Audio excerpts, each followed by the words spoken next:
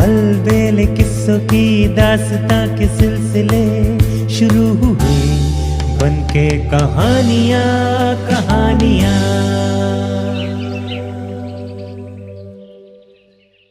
आइए सुनते हैं आज की कहानी अग्निभक्त। सूरज का उदय जिस पहाड़ी की आड़ से होता है वहीं से वो उभरा। सबसे पहले उसे बूढ़े वेंकटू ने देखा। वेंकटू को लगा मानो एक और सूरज उदित हो रहा है। इधर उधर देखकर उसने सबको आवाज लगाई। उसकी आवाज बस्ती के सभी घरों में गूंज उठी। बैसाख की दोपहर की चिलचिलाती धूप, आसपास के पेड़ पौधे कहीं अपनी हरियाली सूख न जाए इसकी खबरदारी लिए खड़े थे। सूखी पत्तियां तले हुए पापड़ की तरह कड़क लग रही थी। बस्ती के खपरेल के घर काले सूखे गोबर के ढेर की भांति दिखाई दे रहे थे। पहाड़ी से उतरकर वो सीधा बस्ती में आया। तभी वेंकटू ने उससे करीब से देखा। पूरी बस्ती में अकेला वही एक गोरा इंसान था। वेंकटू को लगा सचमुच में गोरापन इसके चेहरे पर कितना निखर रहा है। धूल से भरे नंगे पैर तथा माथे के काले बाल, मस्तक पर गंध का तिलक, कमर पर सुनहरा पीतांबर कसा हुआ। छोटे कद वाला वो नौजवान अंगारे की तरह दिखाई दे रहा था। बैंतों की छड़ियों से टेढ़ा मेढ़ा बुना तरंग उसने अपने दाहिने कंधे पर रखा था। उसके चलने से तरंग के केसरिया रंग के गोटे हिल रहे थे। हमारा अग्निभक्त आ गया, कहते हुए वेंकटू उसके पैर में पड़ गया। वेंकटू दादा बड़े छोटों के पैर नहीं छूते। वेंकटू के माथे को स्पर्श करते हुए उसने कहा। उसका गला सूख गया था तथा गले में खराश थी। कंधे पर से तरंग उतारकर उसने पेड़ के नीचे खड़ा किया। तू अब छोटा कहाँ रह गया है? हमारे लिए अग्निभक्त का मतलब साक्षात भगवान का अवतार है। अब हमारी बस्ती को किसी से डर नहीं रहा। तुम्हारे रूप में साक्षात अग्नि देवता का आशीर्वाद हमारे बाल बच्चों पर रहेगा। अच्छा ये बताओ, देवी की यात्रा कैसी रही? वो यात्रा की सारी बातें बताएगा। इस उत्सुकता से वेंकटू वहीं पेड़ के नीचे बैठ गया। वेंकटू की आवाज सुनकर बस्ती में मौजूद सभी जन पेड़ के नीचे इकट्ठे हो गए। बुखार की वजह से पांव की शक्ति खो चुकी गाड़ी भी लंगड़ाते लंगड़ाते वहां आ गई। हमेशा बीमार रहने वाला कृष टिड्डे की तरह उड़ते उड़ते आया और आते ही खांसने लगा। 10-12 साल के 4-5 बच्चे कुत्ते के पिल्लों की तरह दौड़ते हुए आए। अंत में कस्तूर मौसी चूल्हा जलाकर अपनी झोंपड़ी से बाहर निकली। उसने सबकी ओर देखा। बस मेरे स्वागत के लिए इतने ही लोग। क्षण भर उसका मुंह मुरझाया, परंतु सबके चेहरे की उत्सुकता देखकर उसका चेहरा तुरंत खिल भी उठा। दोपहर का समय, बस्ती के जवान तथा स्त्री पुरुष जो काम के लिए सुबह निकल पड़े थे, शाम को वापस लौटने वाले थे।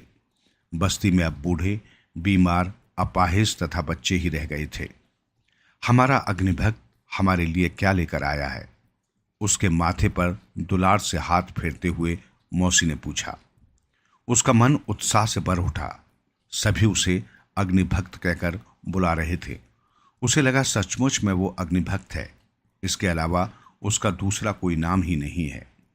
कागज की पुड़िया में बांधकर लाए हुए अग्नि देवता के प्रसाद का सभी ने सेवन किया।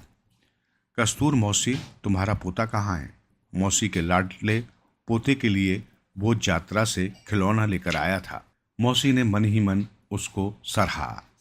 छोटे खिलौने के साथ खूब खेलेगा। खिलौना खरीदने के लिए तुम्हें कहाँ समय मिला? खिलौनों को जमीन पर रखते हुए मौसी ने पूछा। वो खिलौना एक छोटी सी गुड़िया थी जो जमीन पर रखते ही कुछ समय तक थरथरा रही थी। पोता सो गया है, अभी उसकी आंख लगी है। उसे सुलाकर चूल्हे पर बर्तन में चावल के लिए पानी रखकर आई हूँ। बेटा और बहू काम के लिए सुबह ही निकल पड़े। आज घर में मैं, मेरा पोता एवं ये खिलौना। मैं भी क्या पागल, अपनी राम कहानी सुना रही हूँ। तू बता, तुम्हारी यात्रा कैसी थी? मौसी वहीं बैठ गई। बच्चों, चूल्हा जलाकर आई हूँ। थोड़ी देर के बाद मुझे याद दिलाना। आग लगी मेरी याददाश्त को। अच्छा अग्निभक्त, अब तुम अपनी यात्रा के बारे में बता दूं। कस्तूरी मौसी, यात्रा मेरी नहीं, यात्रा थी श्री अग्निदेव की।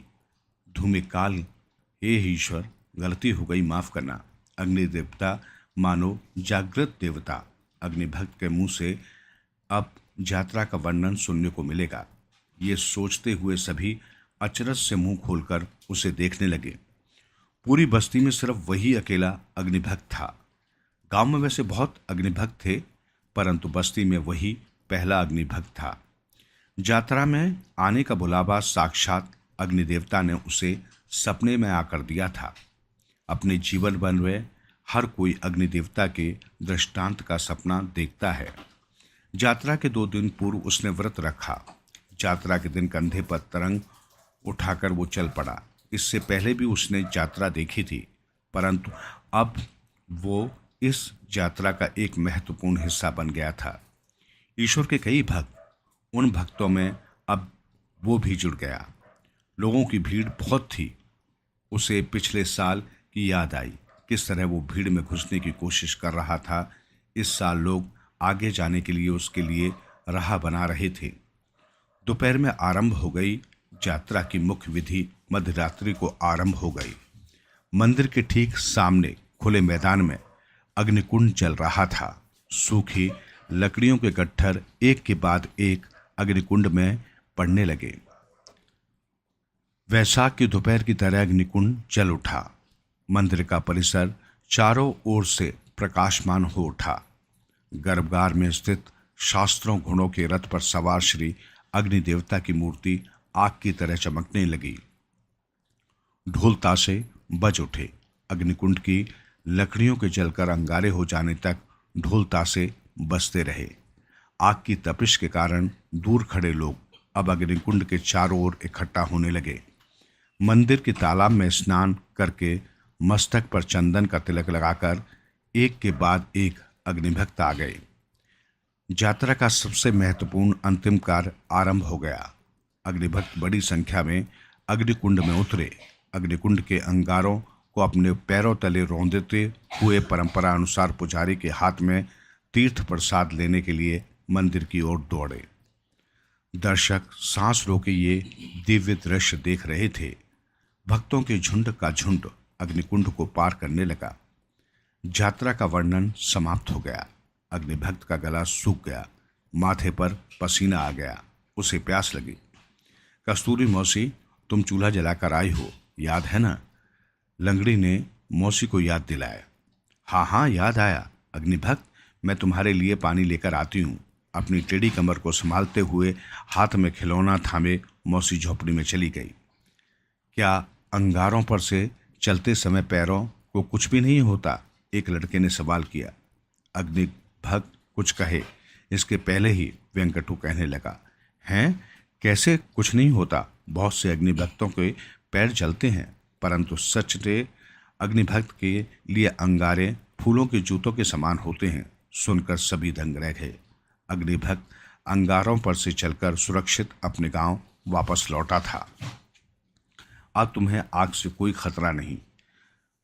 बाला के सवाल का उत्तर वेंकटू ने देते हुए कहा, भगवान की कृपा दृष्टि इसके ऊपर है, अब उससे किसका डर? वेंकटू ने फिर कहा, हमारे लिए अग्निदेवता 50 मील दूर हैं। अग्निभक्त ही हमारे लिए अग्निदेवता के समान है। वेंकटू ने अग्निभक्त को नमस्कार किया। सभी ने उसका अनुकरण किया। सभी को मन ही मन लगा, काश अग्निदेवता हमारे भी सपने में आकर हमें यात्रा में आने के लिए बुलावा देते। उसे प्यास लगी थी। वो उठ खड़ा हुआ। कस्तूरी मौसी की झोंपड़ी की तरफ उसने देखा। मौसी, दौड़ो, बचाओ बचाओ चिल्लाते हुए झोंपड़ी से बाहर निकली। हवा के तेज झोंके से जिस प्रकार सूखी पत्तियां उड़ जाती हैं, उसी प्रकार एक क्षण में सब झोंपड़ी के पास दौड़ पड़े। चूल्हे की आग ने गजब कर दिया था। कस्तूरी मौसी चिल्ला रही थी, इधर उधर भागते दौड़ रही थी। उसकी झोंपड़ी आग से जल उठी थी। धूप में सूखकर कड़क बनी नारियल की पत्तियों का छप्पर आग में धधक उठा। हे भगवान, जल जाने दो झोंपड़ी को, मेरे पोते को बचाइए। मैं बेटे और बहू से क्या कहूँगी? कस्तूरी मौसी आक्रोश कर रही थी। सभी एक दूसरे का मुंह ताक रहे थे। लंगड़ी अपने पैर पर से हाथ फेरने लगी। खांसने लगा। बूढ़ा वेंकुट थरथराने लगा। बच्चे डर के मारे सिटपटाए स्तब्ध खड़े रहे। आग की ज्वाला तेज उठी। झोपड़ी के चारों ओर आग का तांडव शुरू हो गया था। पोती की पहली चीख सुनते ही मौसी विह्वल से चिल्ला उठी, हे अग्निभक्त, मेरी मदद करना। उसके हाथ से खिलौना दूर जाकर गिरा और वहीं से थरथराने लगा। लोग चिल्लाने लगे। तभी सुन रह गए रवि सभी सुन रह गए। अग्निभक्त की प्यास तीव्र हो गई। उसकी सांस गले में अटक गई। उसका सिर चकराने लगा। उसे चक्कर सा आ गया। उसकी आंखों के सामने अंधकार छाने लगा। आंखों के सामने घना अंधकार और अंधकार में प्रकाश के अग्निकण। वो भरभराया सा हो गया। वही यात्रा, वही अग्निकुंड, आकाश को छूती आग की लपटें, वही। अब वो इंतजार करने लगा कि आग कब बुझे और कब उसके अंगारे बने।